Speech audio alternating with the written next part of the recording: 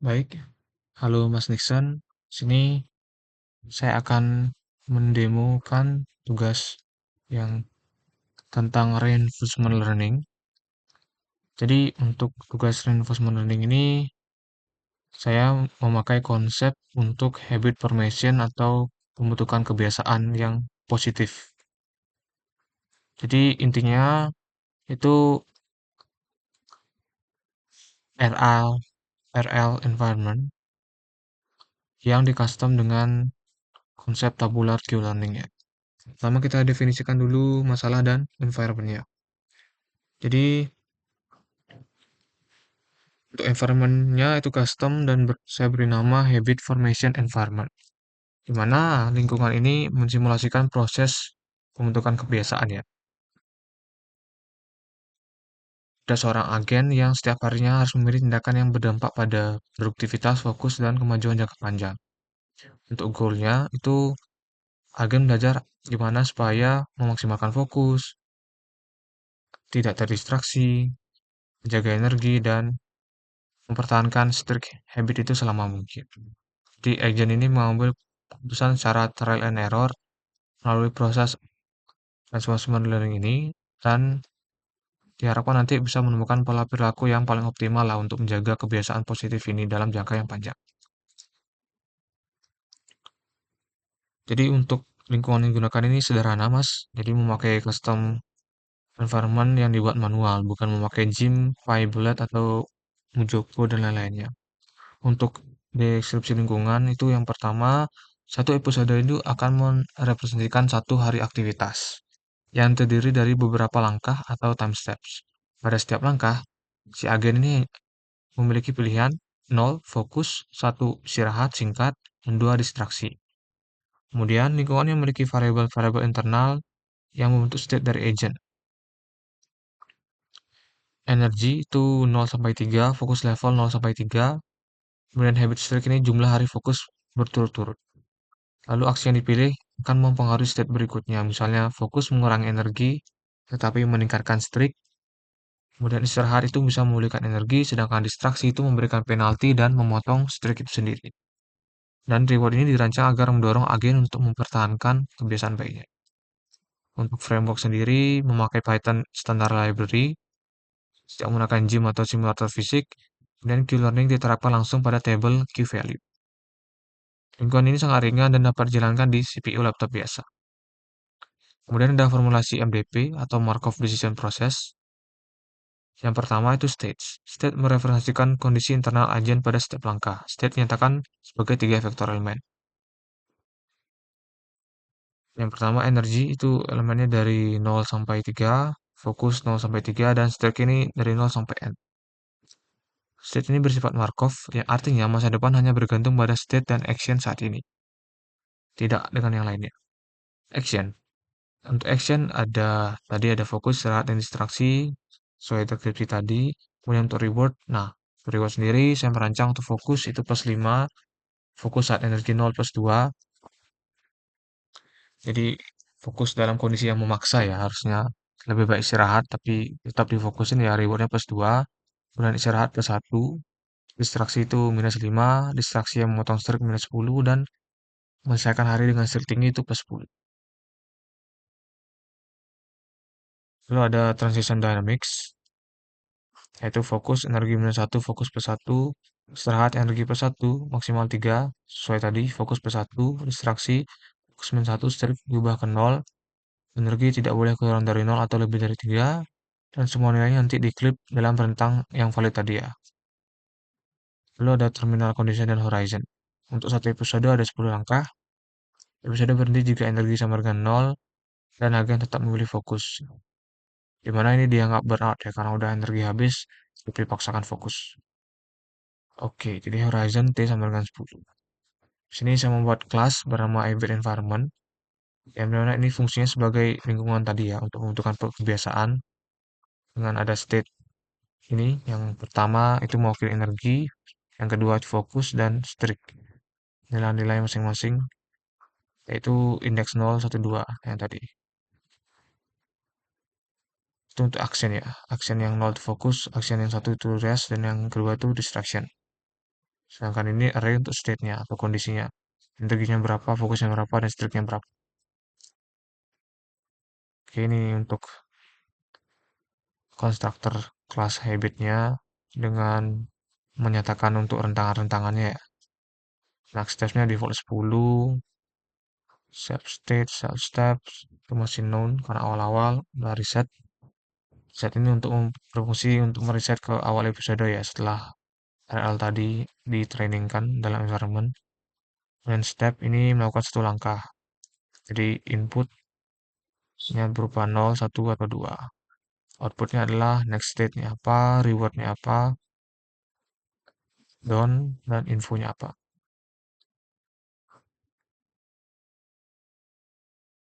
Ini ada beberapa conditioning atau cabangan if else. Jadi action 0 kalau fokus bagaimana sesuai aturan tadi ya. Yang ada di atas.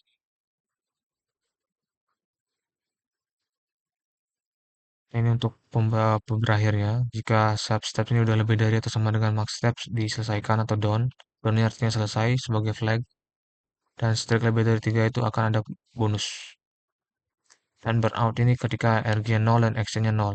Action 0 ini fokus tadi ya dipaksa, down juga true. Itu sebagai terminal condition atau kondisi berhentinya. Untuk ini sampel actionnya, jadi memakai random dari 0 sampai 3 sesuai dengan tantangan action tadi. Yang mana yang dipilih adalah 0, 1 sampai 2, 3 tidak termasuk. Dan di sini ada encode state. Jadi karena di sini memakai Qtable dan setiap kondisi state energi itu memiliki tempat di Qtable. Jadi kita harus bisa mengubah state tadi itu menjadi satu integer index state ya.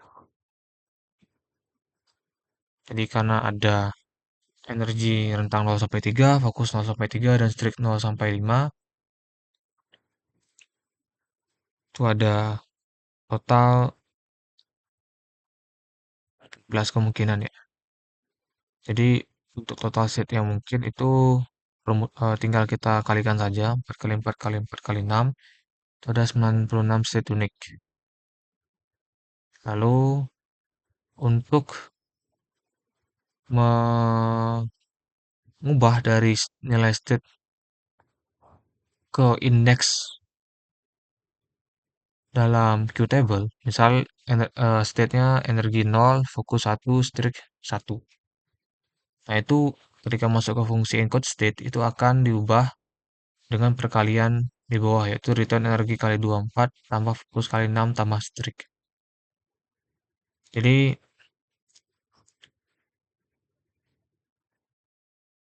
maksimal dia akan menghasilkan state paling terakhir itu 96 ya, indeks 96. Jadi semua variasi itu mempunyai nilai indeks yang unik. Jadi dari awal misalnya energi 0, fokus 0, strik 0, sampai energi 3, fokus 3, strik 5, atau sampai mentok itu totalnya ada 96 state unik. Itu untuk indeks di Qtable-nya nanti. So, yang tadi 6 state ada 96, 6 action-nya ada 3, kemudian ini untuk membuat environment-nya. Oh, maaf, untuk membuat Qtable-nya. Di sini untuk hyperparameter Q-learning-nya, alpha dan gamma. Dan untuk hyperparameter eksplorasi, itu epsilon greedy, itu epsilon startnya 1,0, epsilon min-nya 0,05, kemudian epsilon decay itu 0,995, kemudian banyak episode 500. Dan sini untuk menyimpan reward per episode pada array episode rewards. Untuk evaluasi dan plot nanti di akhir. Jadi sekarang masuk ke pemanggilan kelas yang tadi, environment-nya, kemudian epsilon-nya epsilon start. Sekarang kita mulai ke proses training-nya ya. Jadi untuk pilih aksinya,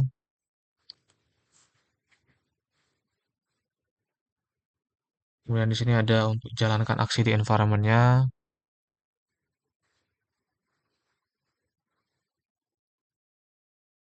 Kemudian untuk state-nya itu di encode.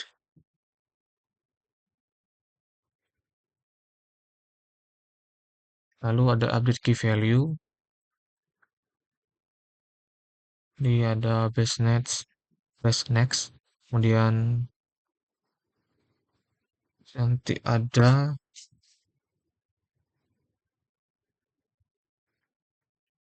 update untuk key value-nya. Kemudian nanti berpindah ke state berikutnya itu tinggal diganti indeksnya dari state index ke next state index, kemudian total rewardnya ditambah dengan reward dari sebelumnya si state index tadi. Kemudian update epsilon decay, epsilonnya max, epsilon min, dan epsilon kali epsilon decay. Kemudian simpan reward per episode tadi di append di array tadi, kemudian ini untuk ngeprint setiap progress ya, setiap 50 episode ya. Oke, untuk awal-awal itu masih kecil rewardnya. Di sini di episode ke-500 total rewardnya malah mengecil 17 juga dan epsilon 0,82. Tapi di ke-450 itu rewardnya paling tinggi ya, 27 dan epsilon 0,105. Ini untuk grafiknya ya. Untuk grafiknya sendiri itu total rewardnya sangat fluktuatif ya, naik turun ini memang menjelaskan bahwa si agent ini mengeksplor secara luas ya. Setiap kemungkinan dari state dan aksi dia pilih, dia belajar lama-kelamaan dengan hyperparameter tadi bisa membantu mengupdate nilai di Qtable sehingga agen bisa tahu yang optimal yang mana berdasarkan ingatan atau memori dia di Qtable dan makin lama dia makin stabil sampai di percobaan ke-500 dan mentok paling tinggi di 27 tadi.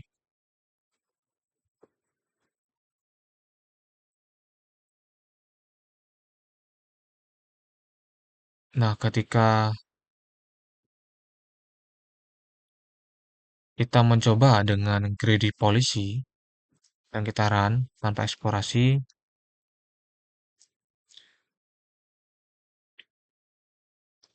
ini kita tahu karena kita sudah mengisi Qtable tadi dan kita memilih secara greedy yang mana setiap step akan memilih nilai Q paling optimal atau paling tinggi dan hanya membutuhkan 6 step saja dengan total reward 27 tadi. Jadi 6 step untuk maksimal streak tadi. Jadi dia melakukan streak yang positif sebanyak 6 kali karena maksimal streaknya 6 kali tadi dan sini untuk total rewardnya 27 sesuai dengan grading tadi ya yang episode sampai 500 kali ini. Sama-sama nilainya. Oke, sekarang lanjut ke analisisnya.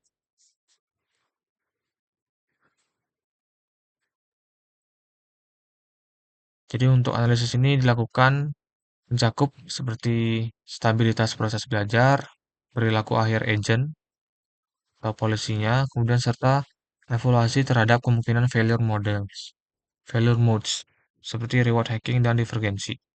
Kita lihat untuk learning curve dan stabilitas pelatihan. Untuk episode awal memang sangat fluktuatif seperti tadi, berkisar antara minus 20 dan plus 20. Dan yang kedua mulai di episode pertengahan ini sudah meningkat dan stabil, berrentang 20 sampai 30 dan episode 300 sampai 500 ini sudah menunjukkan konvergensi ya, makin stabil dan makin menuju ke nilai tertentu. Yang mana kita bisa menyimpulkan bahwa agent ini berhasil belajar dari pengalaman dia dan bisa menemukan strategi jangka panjang yang menguntungkan untuk membentuk kebiasaan yang positif. Kemudian untuk evaluasi policy, greedy policy execution.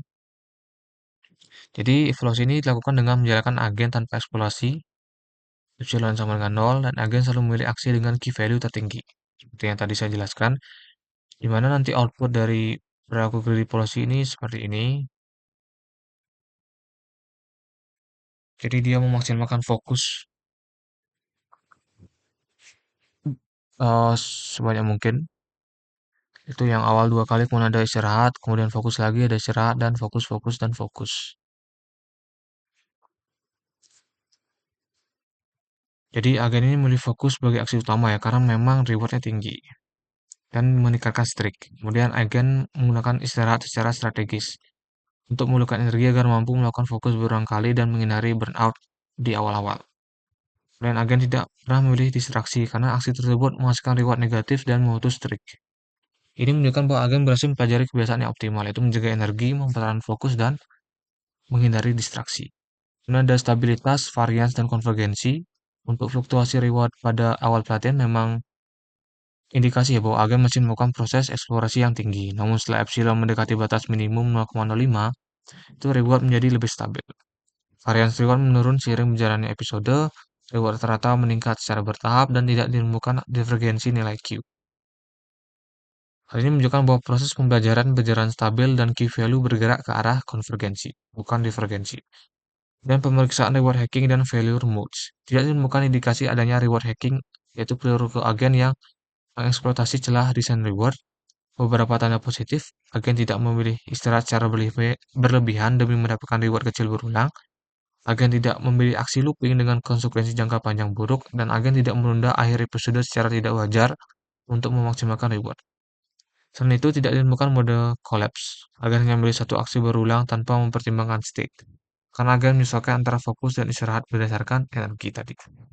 Jadi kesimpulan eksperimen adalah berdasarkan hasil training dan evaluasi tadi, Q-Learning berhasil mempelajari polisi yang stabil dan efektif, agen mampu menyeimbangkan fokus dan istirahat untuk memaksimalkan reward tadi, dan distraksi dipelajari sebagai aksi yang selalu merugikan sehingga dihindari sepenuhnya. Kemudian learning curve itu memperlihatkan adaptasi dan peningkatan performa secara bertahap hingga konvergen. Lalu tidak ditemukan adanya reward hacking atau divergensi. Jadi untuk eksperimen ini menunjukkan bahwa reinforcement learning berbasis Q-learning dapat digunakan untuk memodelkan proses pembentukan kebiasaan positif atau habit formation secara efektif. Nah, ketujuh kesimpulan. Kesimpulan secara umum. Pada tugas ini saya mengimplementasikan algoritma Q-learning pada lingkungan RL yang dirancang sendiri, yaitu Habit Formation Environment, yang mensimulasikan proses pengambilan keputusan harian seorang agent dalam mempertahankan kebiasaan produktif dengan mempertimbangkan energi, fokus, dan streak. Lalu untuk limitasi dan saran pengembangan, itu walaupun eksperimen ini menunjukkan keberhasilan Q-learning dalam mempelajari polisi yang stabil, terdapat beberapa limitasi ya, yaitu yang pertama state space masih sangat kecil dan sangat terstruktur, sehingga Q-learning dapat bekerja dengan baik tanpa metode fungsi aproksimasi. Yang reward shaping bersifat manual, sehingga perilaku agent sangat bergantung pada kualitas desain reward. Kemudian streak maksimum dibatasi. Padahal dinamika kebiasaan manusia dapat bersifat lebih kompleks dan tidak linear. Kemudian environment deterministik, tidak terdapat noise atau ketidakpastian yang mencerminkan kondisi dunia nyata. Lalu tidak adanya variasi profil agen. Semuanya menggunakan parameter energi dan fokus yang sama. Lalu dari sana muncul saran pengembangan. Yang pertama yaitu menggunakan metode Deep Q Network atau DQN agar environment dapat diperluas menjadi state yang lebih besar atau lebih kompleks. Lalu yang kedua menambahkan stochasticity pada reward atau transition dynamics untuk mensimulasikan dinamika manusia yang tidak pasti. Yang ketiga mengembangkan multi-agent habit environment, di mana beberapa agent itu berinteraksi dan saling mempengaruhi kebiasaan. Kemudian ada menambahkan faktor-faktor lain seperti motivasi, distraksi eksternal, atau fatigue non-linear. Kelima, menguji algoritma RR yang lebih maju seperti PPO, aktor kritik, atau SARSA untuk melihat perbedaan performa. Bagian ini menunjukkan bahwa model masih sederhana dan dapat dikembangkan lebih jauh, sesuai dengan ruang lingkup penelitian reinforcement learning yang lebih besar. Sekian dari saya, terima kasih.